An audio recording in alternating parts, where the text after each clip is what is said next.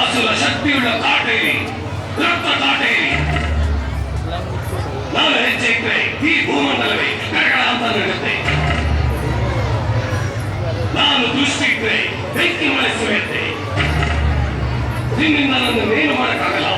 ನಿನ್ನ ಕಣ್ಣು ಮುಂದೆ ಈ ದೇವಿಪುರ ಮಣ್ಣು ಪಾಲಾಗುತ್ತೆ. ನೋಡ್ತಾ ಇತ್ತು ನನ್ನ ವಿಶ್ವರೂಪ ನೋಡು.